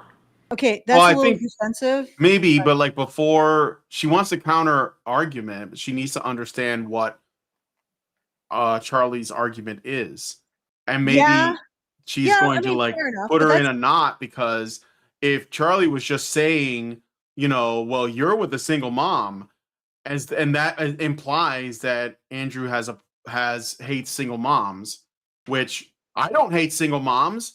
I think that there's data that says that single motherhood is bad, but that doesn't mean I hate single mothers. That's an important distinction. Can you honestly say that single motherhood is an abusive choice? Like if you go ahead. If you are not like you're not having a child with a man who is committed to you and committed to the idea, why are you having a kid? No, I get that, but like in Rachel's case, it wasn't like. Yeah, no, I'm not saying that that's the case. Like it sounds like she's the case that I talk about, where she got a commitment, man wanted a child, and something really went sideways, and that happens, but that is not the majority of single mothers. No, and again, I can condemn behavior without hating the person. We're talking about that, right? Hate the sin, not the sinner. So, but I mean, that's what it is, though, because like ultimately, whether or not a single mom made the choice to become a single mom, was irresponsible, was, immature, and this is like, yes, this is a very common problem, and I think that there should be ways to like curtail that behavior, and I don't like that behavior, and I don't like the consequences of that behavior. That doesn't mean I hate them. So if somebody says to me, you hate single moms, I'm just saying, no, I hate single motherhood. I hate the idea that there are children being raised without fathers, but I don't hate those women, even if they did it to themselves. I think that there should be, some acknowledgement of this as a reality. There could be shame if that will help to curtail the behavior. But then ultimately there has to be something done about that. And once the child is in the world with the single mom, something has to be done about that situation too. So if there's a way to take care of it so that child grows up and they're semi-functional and they don't end up joining a gang or getting pregnant as a teenager or going to jail or whatever, then we're all better for that. So yeah, I mean, it's not as simplistic as Charly makes it out to be, but Charly's trying to score points. She's not, I mean, that's what she's doing. So, well, can we it can be I mean, you can at any point decide to change the trajectory of your life and be lauded for that.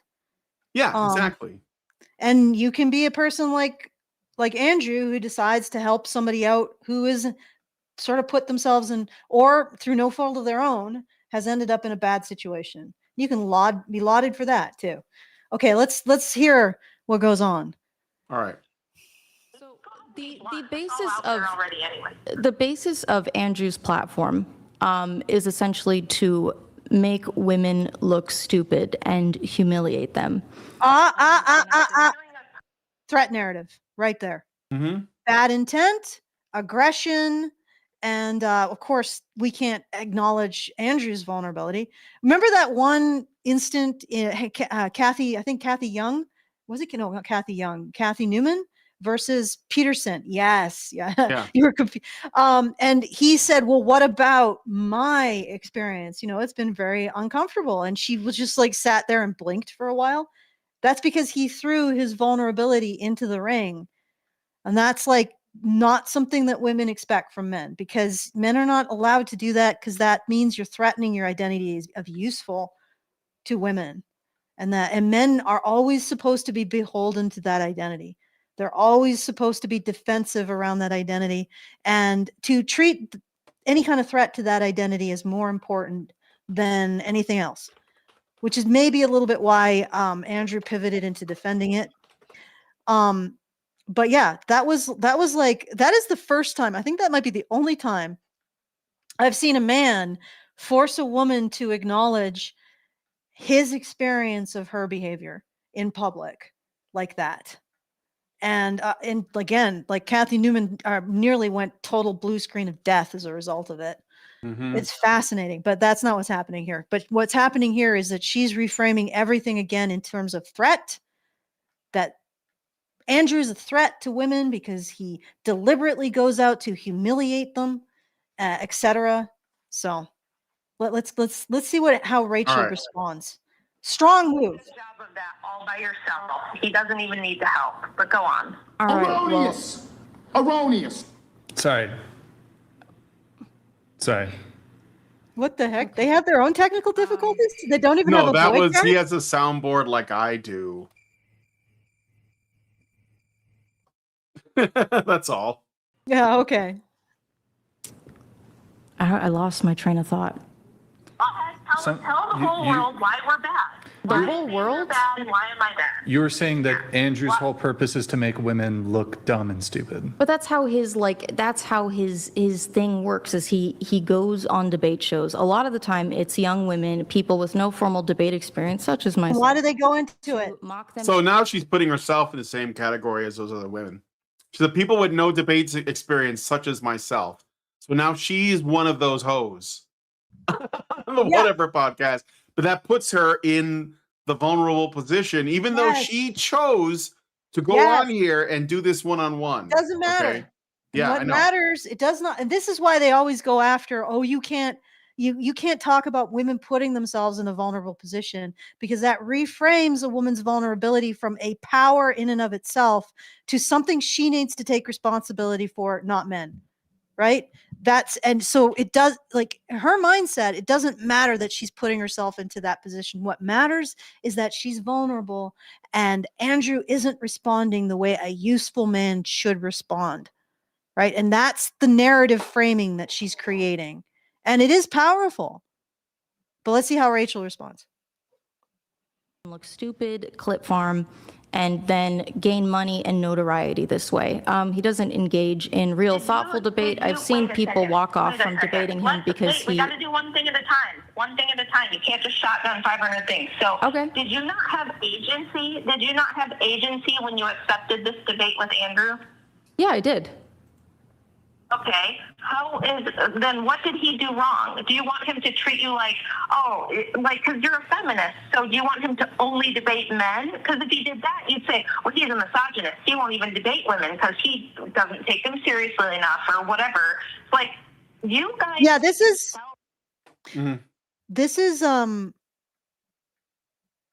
she doesn't give a crap about principles or hypocrisy. She's just operating on a threat narrative frame. So she's thinking about what's going on and how to reframe it in terms of, I'm vulnerable, Andrew is a threat, and he's also the devil. But let's see. Like, and Andrew, like, I understand the impulse that Rachel is doing, because she probably is a woman who wants to operate in the position of honor and logic to a degree. At least now, like whatever's happened to her in the past, I don't know. What I meant by that is I don't know, at this point in time. Oh, no, yeah. I mean, like, I don't know, it doesn't matter. We don't have to get into Rachel's whole history. Like, people exactly. have shit in their past. Yeah, exactly. That, take what them she's bringing to bear now is logic, reason, and accountability. And that's not the framework that this woman is operating in. She is purely operating in the threat narrative framework of, I am vulnerable and I'm going to present everybody I don't like as a threat, who has negative intent, and thus destroy them socially. So let's see how she responds to that. Look stupid. Andrew can't make you look stupid if you're not. And I would go on here and I would make you look 10 times stupider, because you're really, really uninformed, but really, really confident about everything you say. You do not sound like a person with a college education. My homeschooled 13-year-old can explain per capita, okay? You are not a very smart person. You're the one who put yourself in this position. And since you lost and you got humiliated, you thought the thing to do would be attack me. And okay, so let's go there. Where did you get the idea that I'm promiscuous? All right. So she said, you were losing, so you came after me. So you tried to attack Andrew through me. Yeah, yeah, go ahead. No, sorry, I apologize. I've been No, it's okay. All I will say, like, real quick though, this is a real, like, this is what a good woman will do. He goes to bat for him, and that seems like a very rare thing. So just like saying whatever you think about Rachel, she's got Andrew's back, and that's kind of like, that seems to be a rare thing, at least on in this space. I mean, I know that Allison has Jonathan's back and Karen has her man's back and Hannah, but like, generally this is a rare thing. Yeah, I mean, and you're right. It's even rare for like a red pill space. Yeah, so a lot of red pill groups have been imploded by a psycho woman. Yep. Okay. Well, that you're promiscuous? Sorry, you just also said a bunch of shit that I was trying to keep track of. You said that I'm promiscuous, so what promiscuous? She's looking. Slept with a lot of people, right?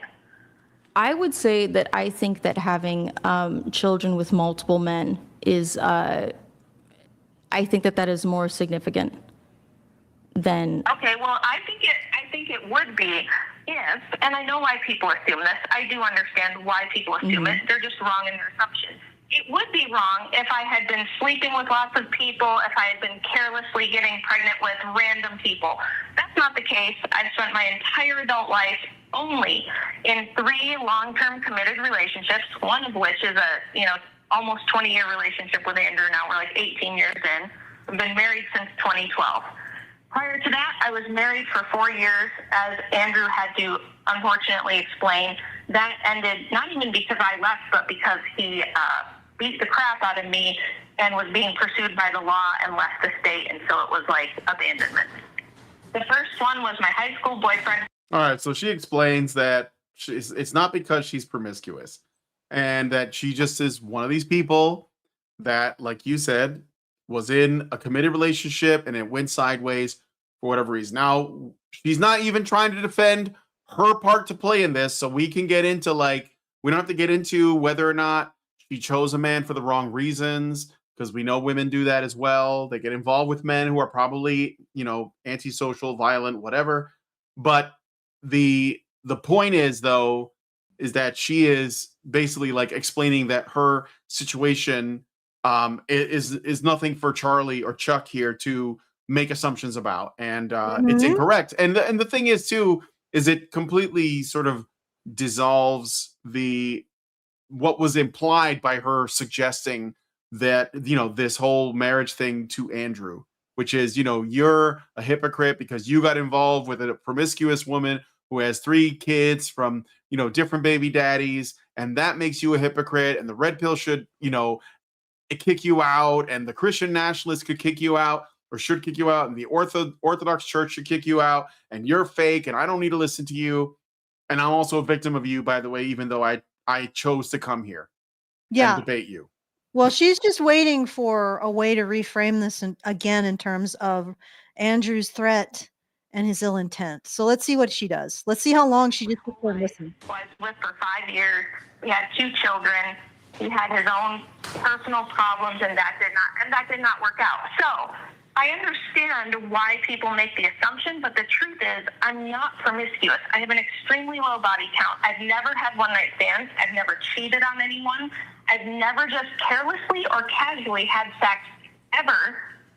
So I've only ever been with men that I, at least at the time, felt certain I was going to be with forever and have a family with. Maybe you should have. I did get nursed on the first 2. I will admit. But Hey, Charlie, I did wonder, hang on, Rachel, I did wonder one thing. If I'm going to pause you there for the banana real quick. she had slept with 3 men but had aborted all of the children, would she still be promiscuous? She would have lived her life. It would have been better for her. If she had only slept with 3 men but aborted her children, hang on, Rachel. Oh, wait, this is good. Rachel's going to get, this is good, Allison. I think you're going to like this. Okay. So he says to her, so wait, let me ask you, hypothetically, if Rachel had gotten pregnant 3 times, because she has, but she kept the children, but if she got pregnant 3 times and instead of having the children, she aborted those children, would you still consider her to be promiscuous? And Chuck here says, well, I think she would have lived a better life. Like, it would have been better for her if she had aborted those kids. Okay. Stop for a second. If would it be the case? Was that too abusive? Shut up, Rachel. Was that too abusive, Charlie? So Charlie. This is good too. He told his wife to shut up. Obviously, they have a good thing going, so he can do that. And he's trying to invite Charlie to frame this as a threat narrative with his wife in the room, right? So what do you think? I just told my wife to shut up. Is that abusive? Like, you, third party that doesn't know anything about my relationship, are you going to tell us that we're wrong for that? I think that's pretty good. But anyway, Tell me, if she had aborted her children with those 3 relationships, would she be less promiscuous or not? I think that, frankly, in my opinion, her life would have been better spent. Would she be less promiscuous, Charlie? Yes. Yeah, she'd be less promiscuous. Yeah. These fucking people. Rachel, you should have. I'm talking about optics. Rachel, you I'm should have talking killed. about You optics. should have killed our kids, Rachel. Maybe she should have. So I wouldn't have been. Wait. So it's less promiscuous if I kill the children? I mean, you're not killing Yeah, children. You're having an yeah, abortion. Did you just say to me? Did you just say to me that my life would be better if I had aborted my children? I mean, if I were in your shoes, I would have had a better time doing that. Wow.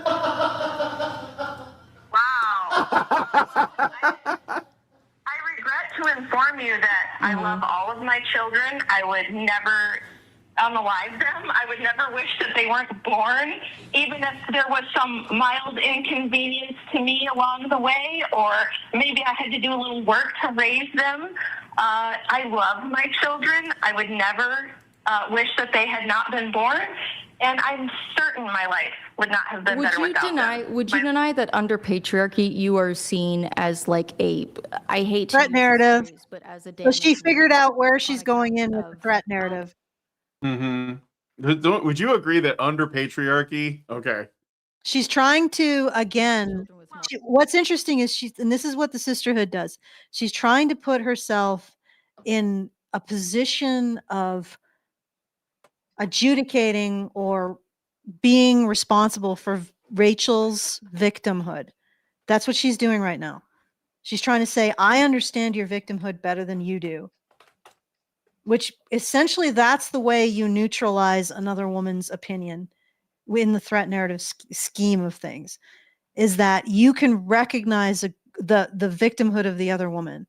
So So when you're creating a threat narrative, you want to amplify your victimhood, your vulnerability. If you say, I am in position of being able to see your vulnerability better than you do, that's like a knockout in a threat narrative, in the threat narrative battlefield between two women.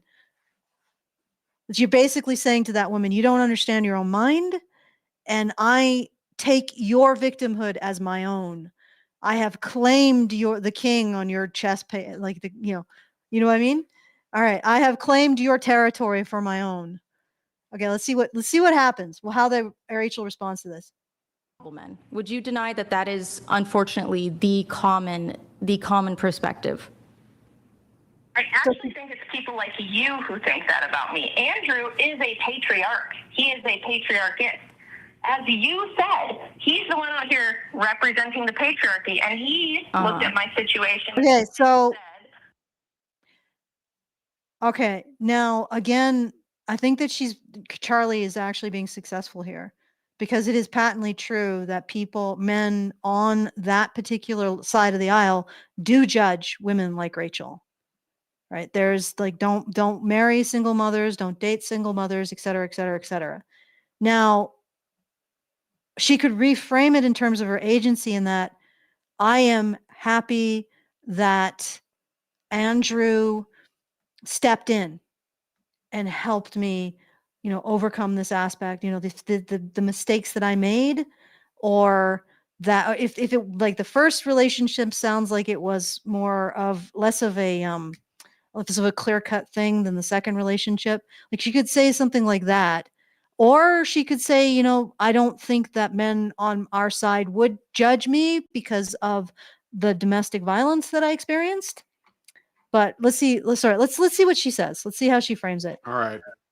She is worth marrying, because if I had been divorced because I was a bitch, or because I was not submissive, or because I was a cheater, or because I was mentally unstable. Okay, so that's where she's going on. The normal reasons that you do have a woman. Boredom. Kids from two guys. The usual Boredom. reasons. I happen to be an outlier. Boredom is the usual reason. Boredom is boredom is the usual reason why women divorce. Yes. Boredom. They just get bored. They call it irreconcilable differences, but when they're in a state with shared parenting, suddenly the irreconcilable differences become very reconcilable. So I just wanted to put that out there. It's boredom. Mhm. That's the primary reason why women get divorced. Mhm. They get bored. Okay. Situation. And despite the fact that, and I've said this before, I thought Andrew was way too good for me. I tried to break up with him multiple times because I thought he's got a great life with no baggage. Why would he could pick anybody. He should pick someone else other than me. That was my opinion. He was the one who looked at me and said, no, I really think you're great wife material, great mom material. I know that based on the fact that you're already a great mom. Yeah, your situation isn't the best, but all things considered, it's a deal. Okay, so she did go there.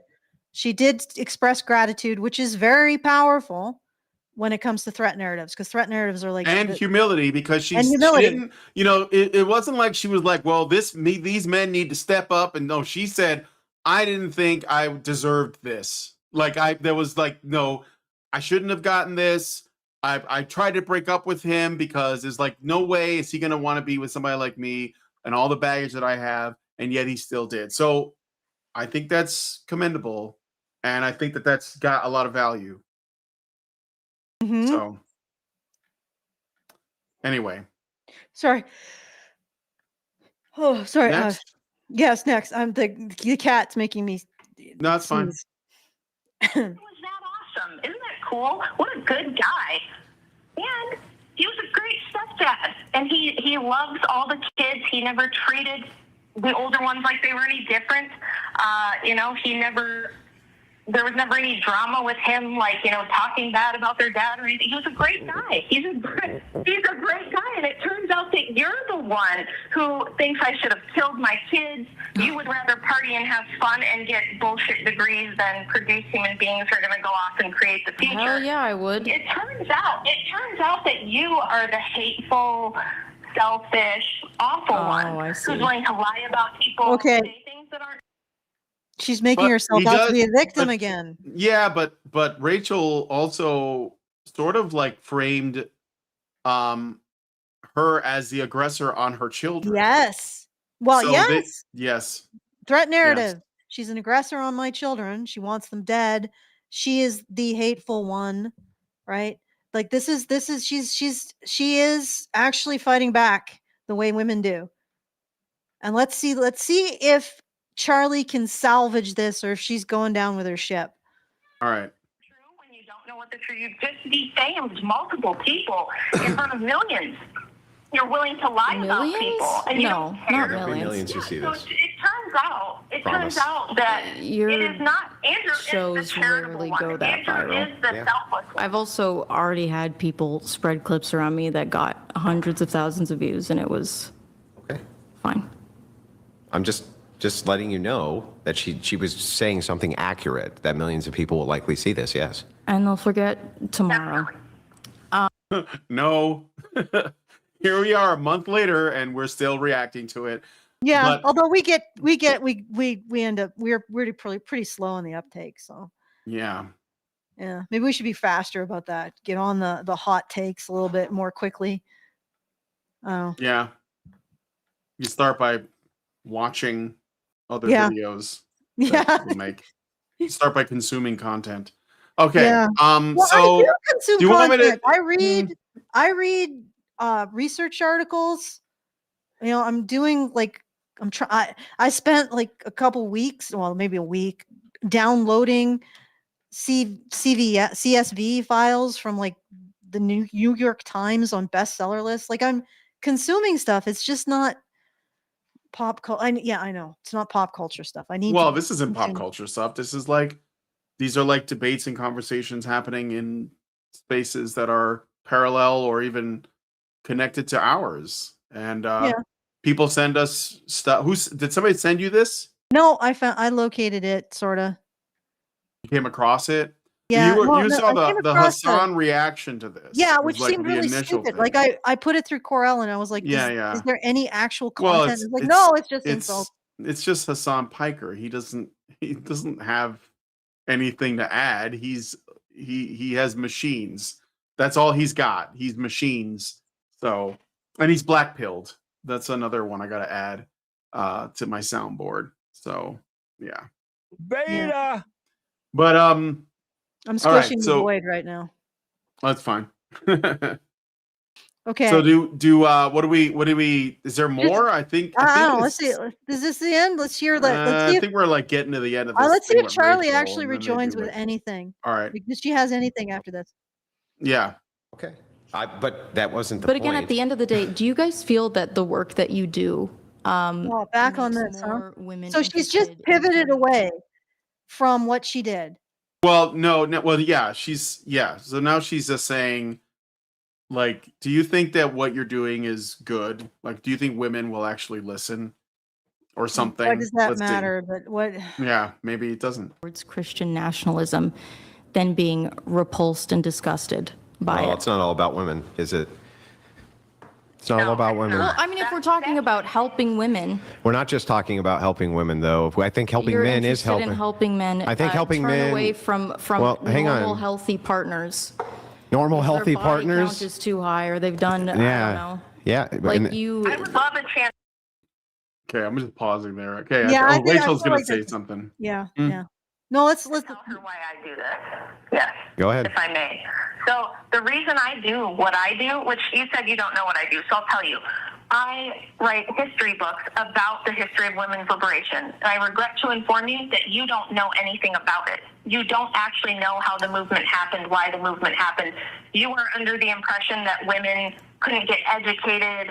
I'm sure you're the average dope who thinks women, were chained to the stove, couldn't leave the house.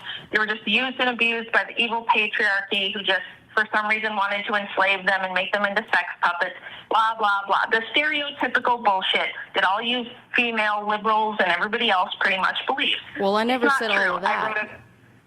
I wrote a best-selling book correcting the historical record, and that's what I do. I'm more of a historian, and then I do argue with feminists like you, because what you'll do to men like my husband and to Brian is, instead of win the arguments, which you cannot, you can't win the debate, you don't know what you're doing, you're an absolute bonehead at this. So what you do is attack them personally, like you did Steven Crowder. You're Threat posting narrative. after What this she does is and threat write a bunch of narrative. bullshit Yeah. You can see right through it. Yeah. a bunch of bullshit about Brian and Andrew because that's what all of you do after you leave the show, after you get your ass kicked all over the place. Well, The Brian's reason been I'm nice to here- me, so I'm not going to say the shit about reason I'm Brian. I know, it's here just is Andrew. to Smoky Man debunk your bad. nonsense. Yeah. I'm here to debunk your nonsense and keep families together. I don't give a shit. I'm not willing to sacrifice children and children's lives on the altar of women's feelings anymore. Women like you who think they're expendable, who think they need to be killed in the womb so that you can party. Women like you who think that the family can be a bunch of gay dudes having designer babies together. Women like you who've destroyed society and made this world a nightmare. I'm here to put your ideas in the grave where they belong, once and for all.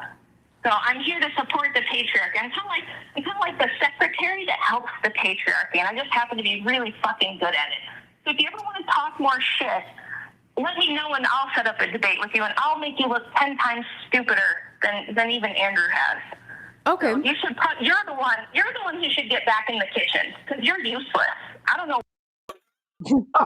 Oh wow. She can cook ramen. I don't know. Anyway, Yeah. Okay. Well, it gets spicy, but I think, wonder. I'm curious if she has any rejoinder for this. Okay. What you contribute to society? Nothing. Well, So I start can't baking. cook. Make some muffins. So they should probably Bake a not put me cookie. back in the kitchen because I'd burn the house down. You can learn. No. No interest in it. Oh, I'm going to let you guys finish her off because I've said everything that I need to say. But you're Well- wrong. You shouldn't lie and gossip about people that you don't know. Rachel.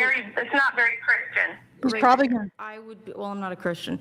Rachel, I would be interested in talking to you if you ever wanted to debate, because I am interested in what you have to say about women's liberation and the history of women's rights. Why is she going to debate you the second you're out of here? All you're going to do is talk shit about her husband, like you did Steven Crowder when he wasn't here. Well, she said it. Yeah. Stephen, when am I going to get the chance to talk to Stephen Crowder? Yeah, but why would I ever talk to Stephen Crowder? Why do you think it's okay on a public podcast that has thousands upon thousands upon thousands of people watching right this second to make those disparaging and horrible fucking reference to Stephen Crowder? Look, maybe you can say that I'm a bad man, that Smoky Man bad, but you can't say that about Stephen Crowder. He's the opposite. Like, that guy is fucking, he's one of the greatest guys I've ever met in my life. Well, first off, my misconception. All right. So I mean, he is it is good too, because again, he's sticking up for a guy who isn't there to defend himself. Yep. And he is putting her in the position. He's basically saying, you have a platform that millions of people are going to see, and you're using it to slander a man who can't defend himself. And I think you can say it about me because I'm here, but you can't say it about him because he's not. So Yeah. Well, I think the threat narrative is over. Guess she just gave up on it or something, or descended into her own lassitude. She doesn't seem like she wants to make an effort for much. So that's, yeah. Well, I mean, I think that it's, I don't think we can actually get to the arguments that were actually made in this. Sorry. I mean, I didn't really want it to just be about this, but like I just told you that this is like what everybody was talking about. Yeah. But the thing is that a lot of the other stuff doesn't have a ton of substance. I mean, I guess, or let's put it another way. It's not like it's something that we haven't talked about before. Yeah, well, I mean, we're going to be doing a lot of that. We could do another one on some of the more substantive claims from earlier in the video. Yeah, exactly. Like, maybe we can do that on Friday. So I don't want to belabor this, go too late. I did a lot of work on actually reconstructing any kind of an argument, because apparently this is just a fire hose of not substantive points. And I'm not calling out Andrew because I don't think he's the reason why that's the case, shall we say.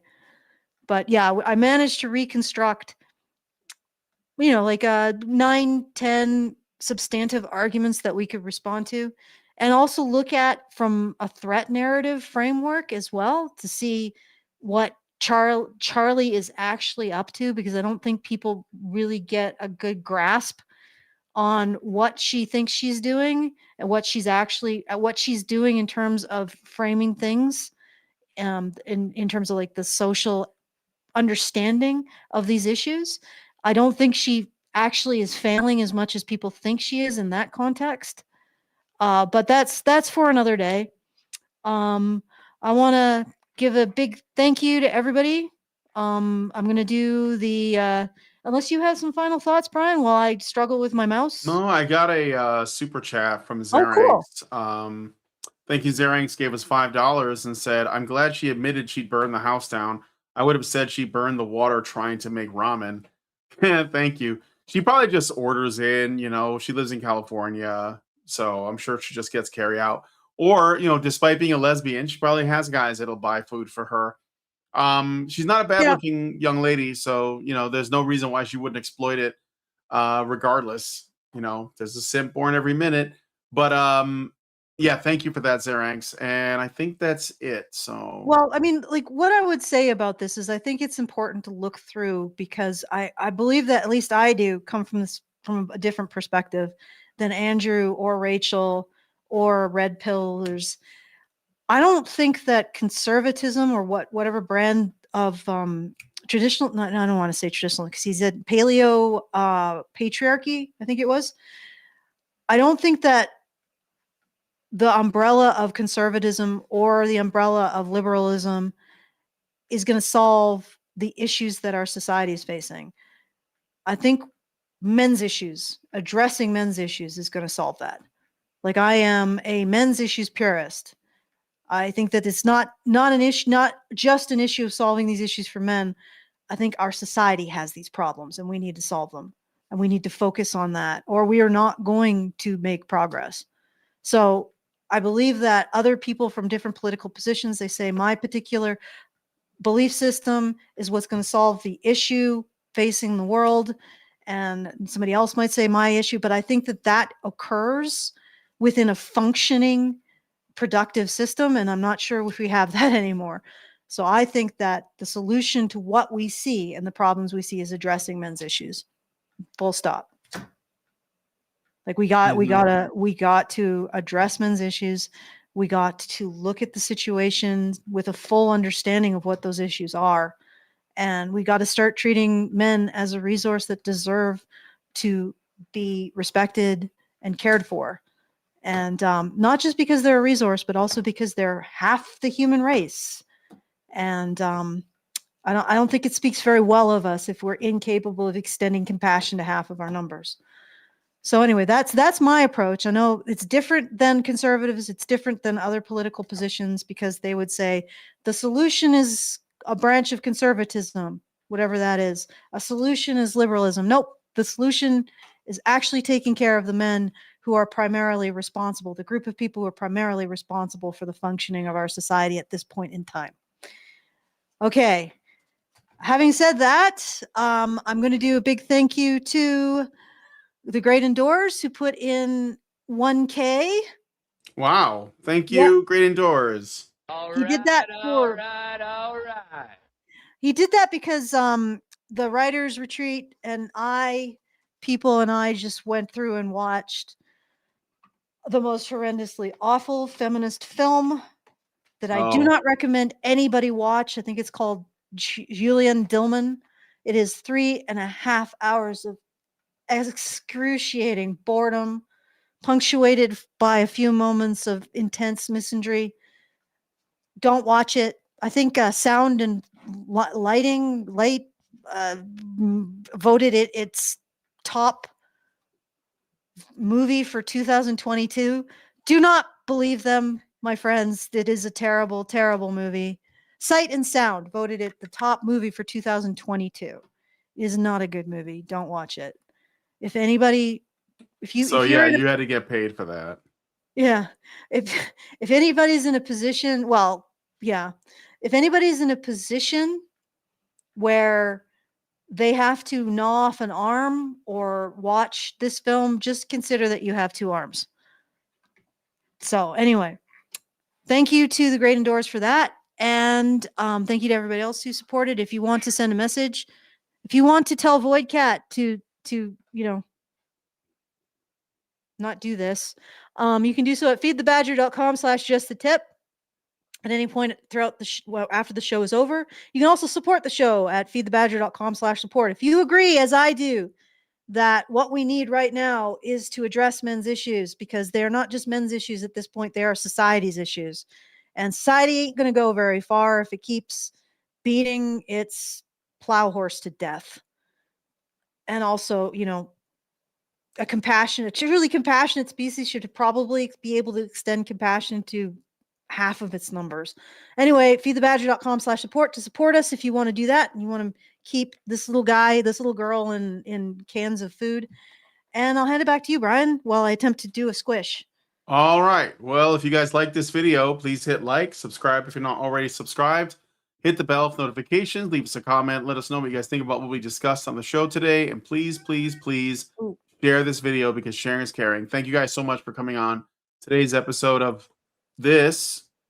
We'll talk to you guys in the next one. Men's rights activists are machines, dude. Okay? They are literal machines. They are talking point machines. They are impossible to fucking deal with, especially if you have like a couple dudes who have good memory on top of that too. Holy shit, you're fucked.